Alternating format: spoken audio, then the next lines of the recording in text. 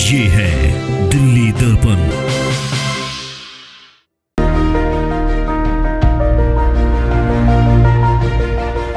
निगम कर्मियों की आवाज कोई भी नहीं उठाता है।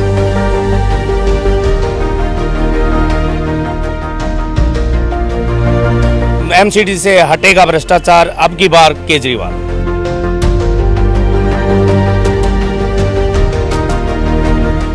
दिल्ली नगर निगम में इस बार शायद एमसीडी टीचर्स की आवाज़ भी गूंजे। ये कोशिश है।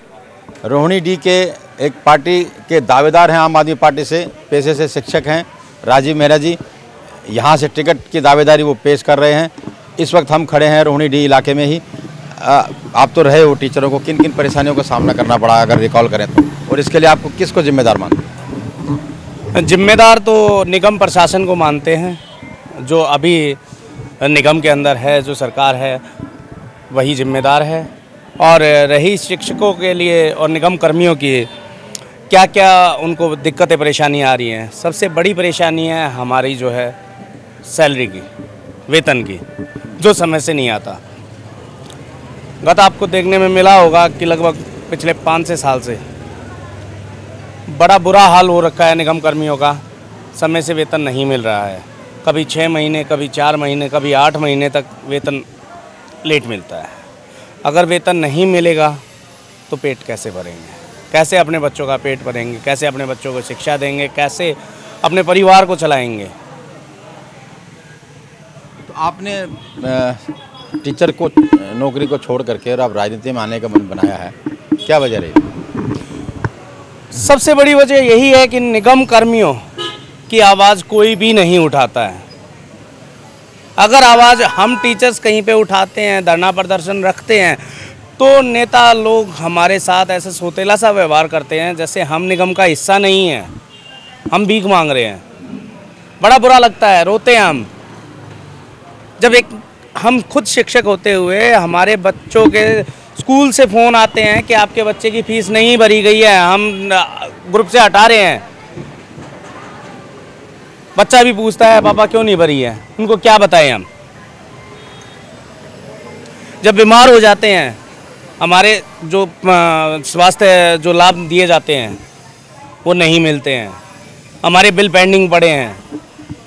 चलिए, ये तो पीड़ा रही एक शिक्षक की। अब यहाँ से आप दावेदारी कर रहे हैं, क्या समस्याएं हैं यहाँ के लोगों की जो आपकी प्रायोरिटी में रहें? पिछले 15 साल से यहाँ का विकास कार्य बिल्कुल रुका हुआ है।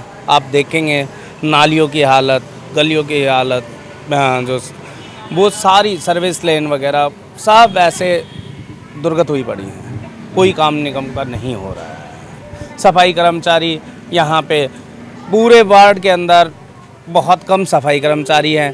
क्षेत्र हमेशा गंदा रहता है, कूड़े का ढेर लगा रहता है। बार बार यहाँ से समस्याएं भेजी जाती हैं, लेकिन उनका कोई भी समाधान नहीं निकलता है। सड़कों की, जल बोर्ड की, सीवर की, इन सब की क्या स्थिति है? देखिए, अब की बार बारिश की वजह से जो सीवर लाइन जाम हो गई थी, बारिश भी बहुत हुई थी, और सीवर लाइन को दबे हुए सन 82 की अलॉटमेंट है ये सेक्टर 20, 21, 22, 23, 24 की। तो उस टाइम पे सीवर लाइन दबी थी, तो पुरानी हो गई है, क्षतिग्रस्त हो चुकी है। और जो क्षमता बनाई गई थी वो बनाई गई थी एक प्लॉट के हिसाब से। उसके बाद जैसे फ्लोर वाइज वो हो गया है, तो कैपेसिटी बढ़ गई है। दूसरा, जो नालियाँ और जो निगम के अंदर आती है उनको भी सीवर लाइन में जोड़ दिया है। जो ड्रेनेज नालियाँ अलग हैं जो बारिश के पानी की, वो भी अगर सीवर में जोड़ दी जाएंगी, उनको जोड़ दिया है तो वो डंप हो गई थी। लेकिन माननीय मुख्यमंत्री जी द्वारा अब जो विकास कार्य चल रहे हैं, यहाँ के क्षेत्र की सारी सीवर लाइन दोबारा से डल रही है, वो कार्य चल रहे हैं। आने वाले टाइम में क्या तस्वीर आप देख रहे हैं? अगर आप भी आते हैं तो आप क्या मुद्दे लेके जा रहे हैं? क्यों आपको वोट दे लोग, क्या कह रहे हैं उनको? देखिए, सबसे पहले तो जो निगम के अंदर भ्रष्टाचार है उसको मिटाना है। माननीय मुख्यमंत्री अरविंद केजरीवाल जी जब दिल्ली सरकार के अंदर आए तो उन्होंने दिल्ली सरकार से भ्रष्टाचार को बिल्कुल ख़त्म कर दिया, और यही मुहिम जो अब की बार चल रही है, एमसीडी से हटेगा भ्रष्टाचार, अब की बार केजरीवाल। चलिए, तो आपको लग रहा है कि अब अगर केजरीवाल सरकार एमसीडी में भी आती है तो वित्तीय संकट एमसीडी का, आपके सैलरी, टीचरों की सैलरी, ये ख़त्म हो जाएंगी? बिल्कुल बिल्कुल। ये जो हम जाके वहाँ पे आवाज़ उठाएंगे, आवाज़ तो पहले भी मुख्यमंत्री जी के पास पहुँची हुई है। जो फंड वो रिलीज़ करते हैं निगम कहीं और उसको यूज़ कर देता है, सैलरी नहीं देता है।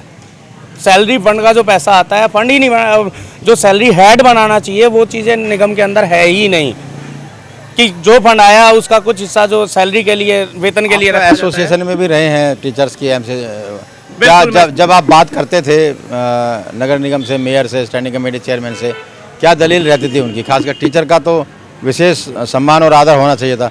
सफाई कर्मचारी परेशान, टीचर परेशान, तो क्या दलील देते थे, क्या दिक्कत है? वो आरोप लगाते थे कि केजरीवाल सरकार पैसा नहीं देती। आपने अपने स्तर पर कोई छानबीन की?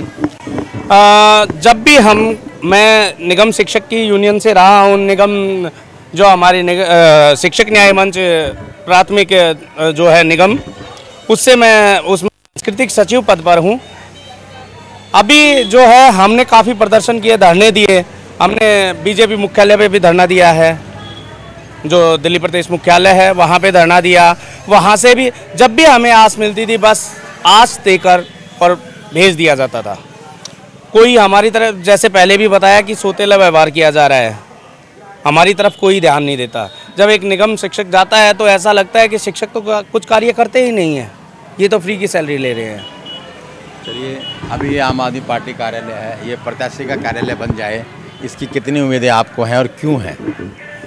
देखिए, दिल्ली सरकार के अंदर भी जितने भी नेता गए हैं वो बहुत अच्छे पढ़े लिखे शिक्षित गए हैं, और माननीय केजरीवाल तो खुद IAS छोड़कर वहाँ पे आए हैं। जब एक शिक्षक अगर चाहेगा, अगर शिक्षक ने एक आस की है तो शायद निगम में भी सोचा जाए, बस मुझे यही उम्मीद है।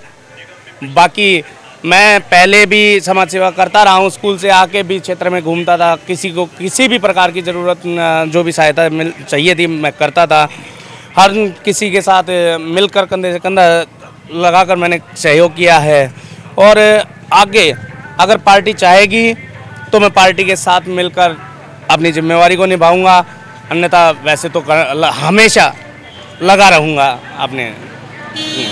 ये थे राजीव मेहरा जी। बड़ी उम्मीदें हैं, शिक्षक वर्ग का एक बहुत बड़ा समर्थन इनके साथ है, और सेवा का संकल्प लेकर के, कुछ योजनाएं लेकर के ये जनता के बीच जा रहे हैं।